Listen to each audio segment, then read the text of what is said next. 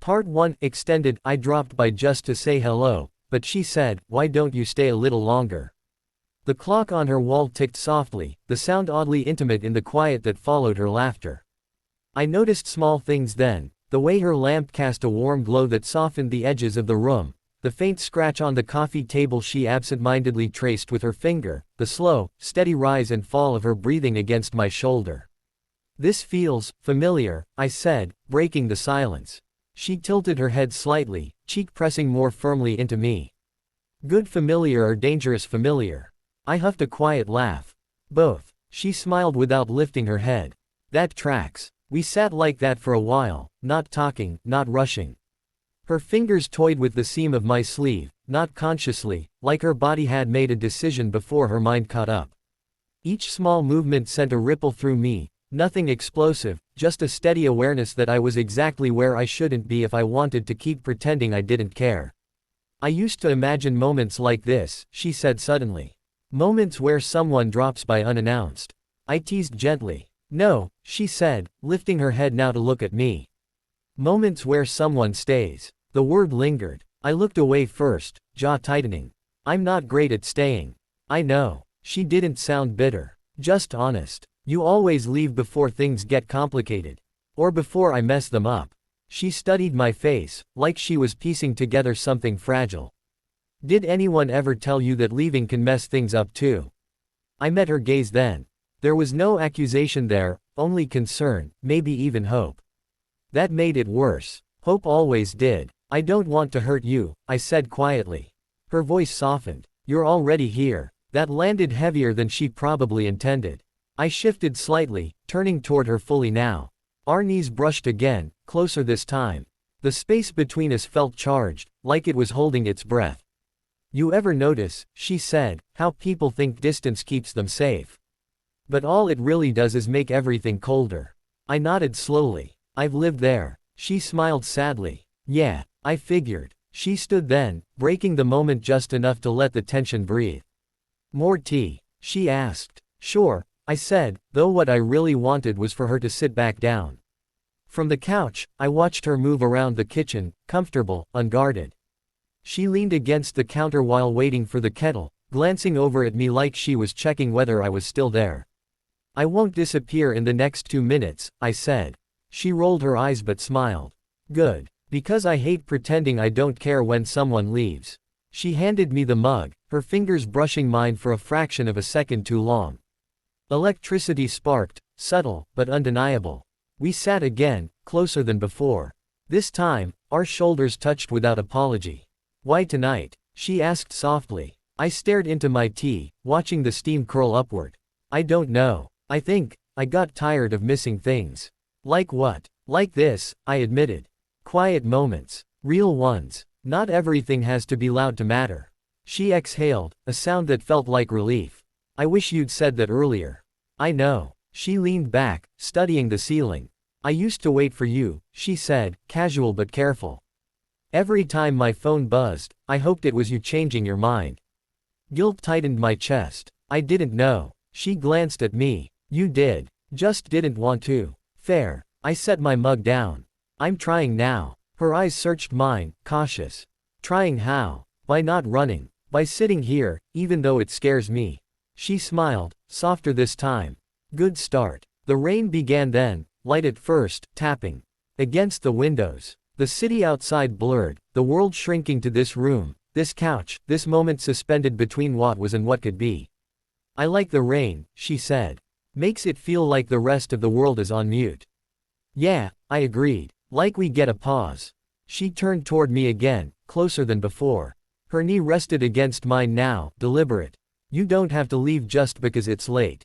I hesitated. "I should. But you don't want to." I didn't answer, which was answer enough. She reached out, fingers resting lightly on my wrist. The touch was gentle, almost tentative, like she was giving me space to pull away if I wanted. I didn't. Instead, I turned my hand, letting my fingers lace with hers. Her breath hitched, not dramatically, just enough to tell me it mattered. "There," she whispered. "That wasn't so hard." I smiled. "You're dangerous." She grinned. "You already knew that." We sat like that, hands intertwined, the rain growing steadier outside. There was no rush, no desperate need to define anything. Just two people choosing not to look away. Promise me something, she said quietly. What? Don't make tonight mean nothing tomorrow. I squeezed her hand gently. I won't. She leaned in, forehead resting against mine. Close enough that I could feel her breath, smell the faint trace of tea and something unmistakably her. Good, she said. Because I'm tired of almosts. So was I. And as the rain washed the city clean outside, I realized that staying, really staying, might be the bravest thing I'd done in a long time. Part 2, the morning after, staying a little longer. I woke to the sound of rain still lingering, softer now, like it had exhausted itself sometime before dawn. For a moment, I didn't move. I just listened, to the quiet hum of the city, to the faint tick of that same clock, to her breathing beside me. Slow, even, real. That's when it hit me. I was still there. Not on the couch this time, but in her bedroom, light slipping through half-drawn curtains, painting the walls in pale gold.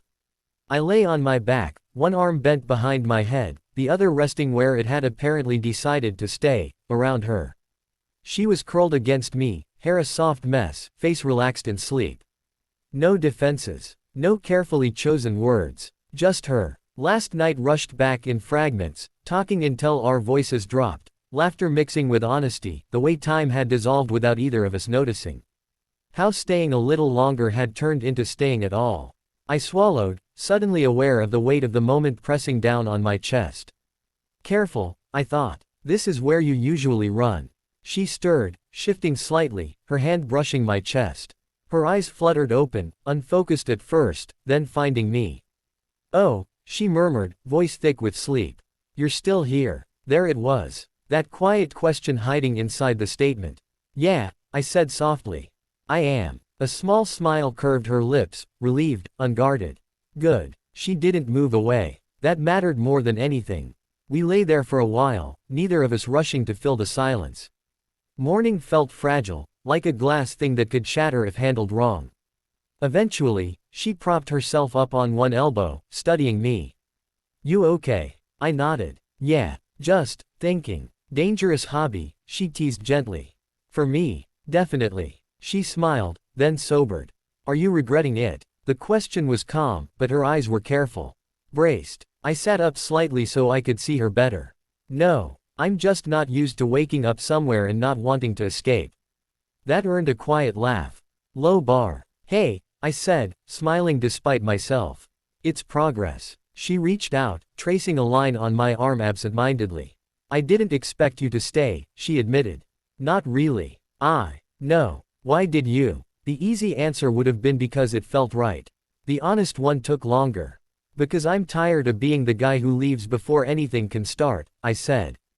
And because, last night felt like something I don't want to pretend didn't happen. Her fingers stilled. It didn't. Good. We got up slowly, like neither of us wanted to move too fast and scare the moment away. She pulled on an oversized shirt. I found my jacket draped over a chair like a reminder that I'd once planned to leave. The kitchen filled with the smell of coffee, morning light spilling across the counter. She leaned against it while waiting for the kettle, arms crossed loosely. So, she said, casual but not careless. What happens now? I took a breath. This was the part one usually fumbled. I don't want this to be a one night almost, I said. And I don't want to promise things I'm not ready to give. But I do want to try. Honestly. She nodded slowly. That's all I ever wanted. Honesty. I might be bad at it sometimes. She smiled. I've noticed. We sat at the small table, mugs warming our hands. The city outside was waking up, cars passing, voices drifting up from the street. Life continuing, unaware that something had shifted. You know, she said, I was prepared to wake up alone. I almost left before sunrise, I admitted. Her eyebrows lifted. You did. Yeah, old habit. What stopped you? I looked at her. Really looked. The idea of you waking up and thinking it didn't mean anything. Her expression softened, something unspoken passing between us. Thank you, she said quietly. After breakfast, reality crept in the way it always does. Phones buzzed. Responsibilities called. The world didn't care that we'd found something tender in the quiet. I stood by the door, slipping on my shoes, that familiar instinct tugging at me again. Leave before it gets heavy. Leave while it's still simple. She watched me, arms folded, not defensive, just waiting.